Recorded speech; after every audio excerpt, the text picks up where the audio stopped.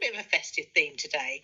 We thought we would talk board games, and I'd like to hear your favourites. What are the ones that bring you together at Christmas? Or do you buy one, get bored, lose interest, lose the bits, put it away, and it never comes out again? Does it cause rows, arguments? And it's particularly difficult, isn't it, at Christmas, because you have many board game players of different ages and abilities. Well, if you're looking for tips on fun, different and value for money board games for the festive period, my next guest may be able to help. Jim Cohen, known as Jim Gamer, is from Effingham and runs whatboardgame.com. Very good to have you with us this afternoon, Jim. Thank you for joining us on the programme. Thank you. Great to be here. First of all, where did your interest in board games come from? Was it sort of looking back on your own childhood, joyful times with the family playing games? Very much, although I wouldn't say joyful. I'd say more argumentative and somewhat difficult. But it's led me to try and find better games that families can enjoy together in a way where there aren't arguments and it's not competitive. It's just a lot of fun. Well, so I'll share mine with you. Mine's Monopoly. That's what we always bring out, what we brought out when I was a child as well. And as you say, not necessarily fun. For a start, it goes on for about 3 years. And also, it reveals some ruthless capitalists in your midst, and it does provoke quite a lot of arguments. Indeed, yeah. That's the problem with those sorts of games. I think all of our parents in the 80s just went out to Smith's and they bought what was on the shelves, and largely that was Monopoly. And Risk and games that are just really competitive and bring out the worst in people. They take a really long time to play, and really the only person that enjoys those games is the winner. Everyone else hates it, and it's a shame. But modern board games have really moved on. There is some amazing stuff out there that has taken all those bad bits away, but kept the brilliant bits from that. I mean, there's some really cool things in those games. But modern board games have really advanced. Like, there are thousands of games coming out every year now. And I promise you, if people gave these new ones a try, they would be blown away about the choice.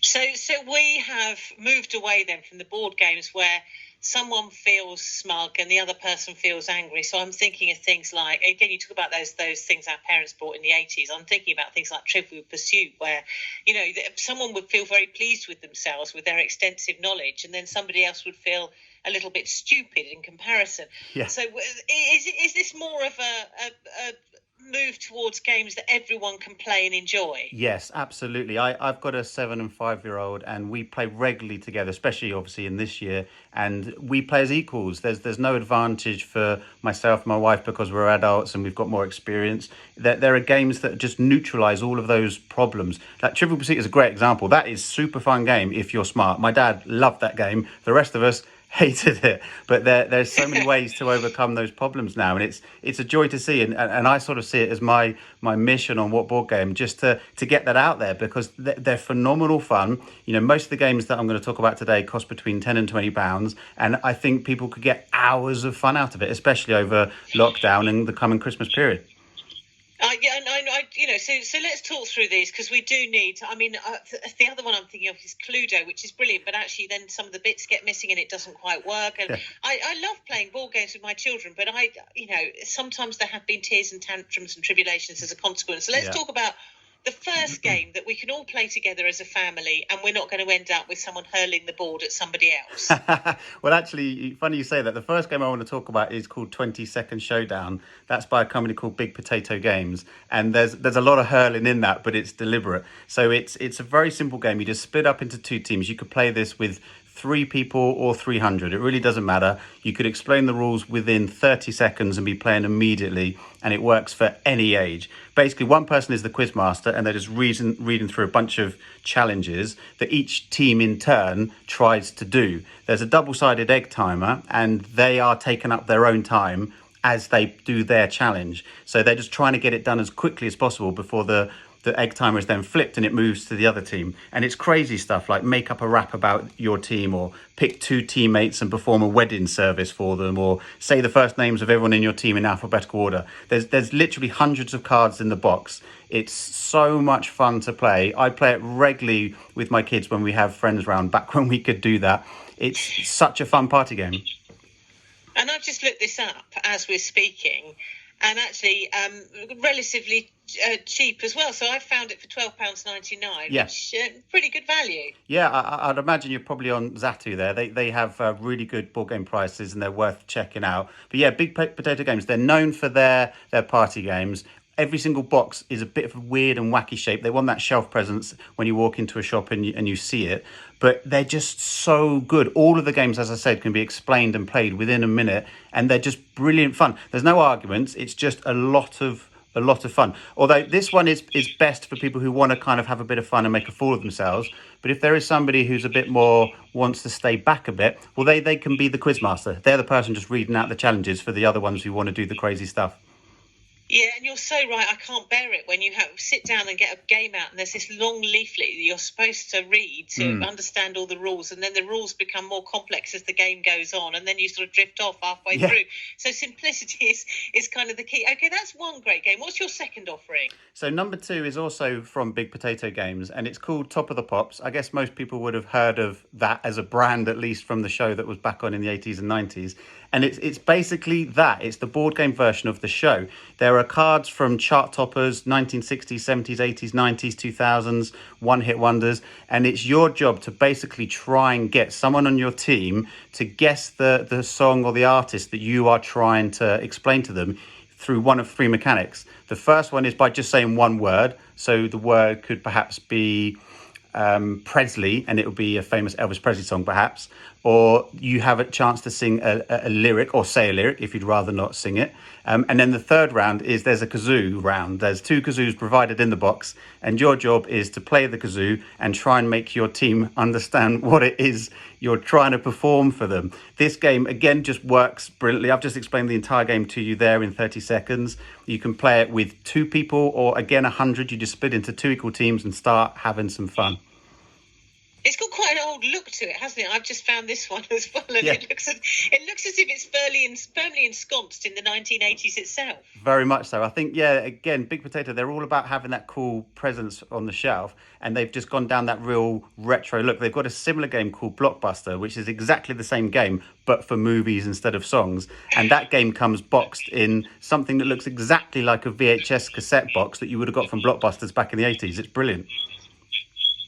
Now, I've just had an email, and it's funny, isn't it? Because sometimes I know that uncompetitive school sports days is something that attracted quite a lot of attention. People going, oh, come on, competition is everything. Yes. And Claudia says, uncompetitive board games, really? Taking another family member friend down is the whole point of playing board games. I get that's kind of true, isn't it? That moment of triumph. Yeah, you want that. It's just you just don't want the other person who's lost to feel like they've just wasted the last 3 hours of their life. You know, the loser in Monopoly does not have fun. But let me come on to the next game, because this is a competitive game. There are some great competitive games out there. Of course there are. It's just about enjoying the experience as you go along. So this game is actually the number 1 ranked party game right now. There's a website out there that ranks the thousands of games that there are, and they rank them across mechanics. So in terms of the party game genre, this is the number 1. It's called Decrypto. It's from a company called Scorpion Mask, and is available in the UK from a company called Coiled Spring. And it is just fantastic. It's best, in my opinion, in a couple via couple. So if you're in that environment and you've got 2 people versus 2 people and they can work together in a couple, it's so much fun, because it's all about trying to get in sync with your teammate, and you're basically trying to pass on a coded message to them in a way that the opposition doesn't understand, but your teammate does understand. So if you're doing it with somebody you know well, it works brilliantly. It is so much fun. It's a great pub game as well. I've taken it down the pub back in the days when, again, we could do that. And it's been with non-gamers, people who aren't really into the crazy world that I am. And I've sort of brought out this box, and we're sat there drinking, and suddenly Jim gets out a game again, and they're like, oh, here we go.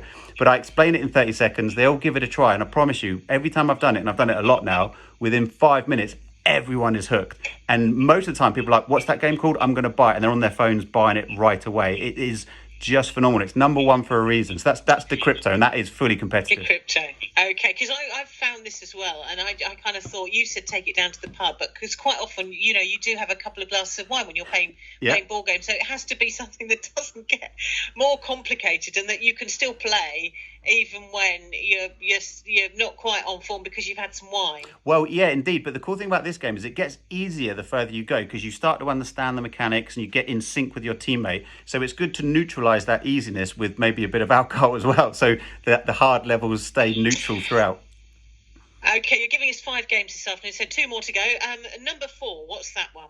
Number 4 is a bit different. So this one's called Kadama Forest. It's from a company called Indie Boards and Cards.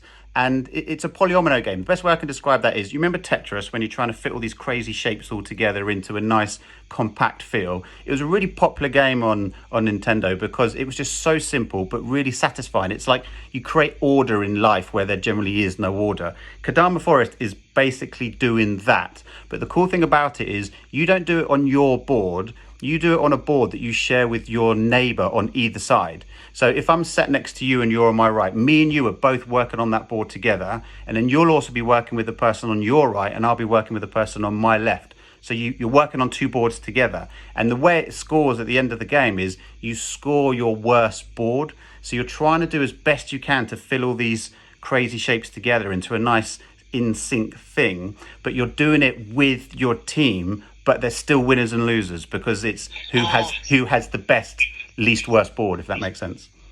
I like the sound of that one because I was a bit of a Tetris addict. Final one for us this afternoon, Jim? Final one is a game called Zombie Kids Evolution, which is it's a legacy game. And what legacy games means is what you do to the board each time you play it physically and permanently changes that game forever. So you will add stickers to pieces, you will add new cards. There are 13 envelopes in the board in the game that, as you approach certain milestones within the points that you achieve, you can open these envelopes and find cool new things inside them. It's such a simple game. Basically, all you're doing is moving around and getting these zombies out of a school and locking the doors so no more zombies can come in. A game can take 5 minutes to play, but the second you finish playing, all you want to do is play again because you want to reach the next milestone and open the next envelope. My kids got addicted to this. I think we played it about 30 times in 4 days. It's insanely good. Again, that's from Scorpion Mask, and it's just so much fun. If anyone wants to find more about these games, head to these websites and check them out. They're all phenomenal. Right, I'm going to broaden my horizons this year thanks to my conversation with you beyond Monopoly. Very good to talk to you, Jim. And you, You happy can find gaming. out more, of course, on whatboardgame.com, which Jim runs, Jim Cohen, known as Jim Gamer from Effingham.